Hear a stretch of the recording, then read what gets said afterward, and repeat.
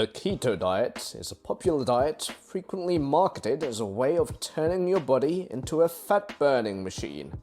So what exactly is the keto diet? The keto diet is essentially a very low-carb diet.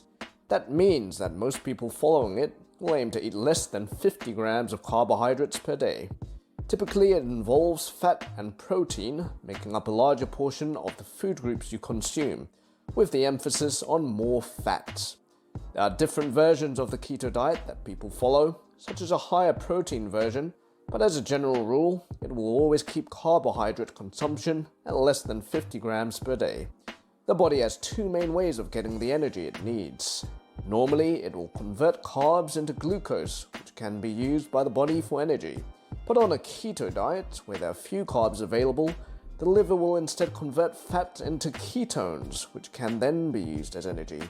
This is why it is often described as turning the body into a fat-burning machine, as the body uses up fat instead of glucose to provide you with your energy needs. So why do people follow the keto diet? There are many reasons, but not surprisingly, the main one is to reduce one's weight. Historically, it has been used to manage diabetes and those with epilepsy. There are other reasons for adopting a keto diet, but it is normally weight loss that draws people to the diet. One thing people often wonder is, wouldn't you feel hungry if you ditched the carbs?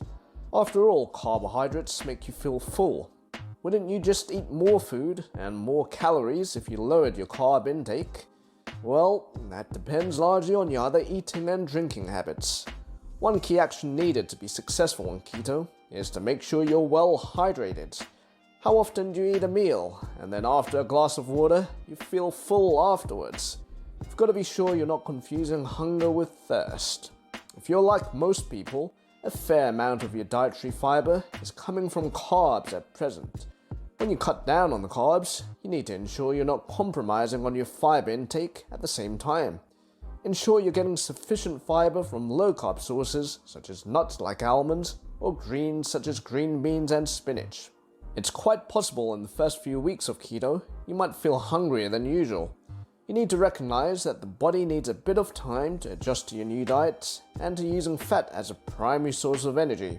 Luckily, this phase will go away once your body has adapted to a keto lifestyle, and maintaining good hydration and a healthy fiber intake will help you stay successful on keto long term.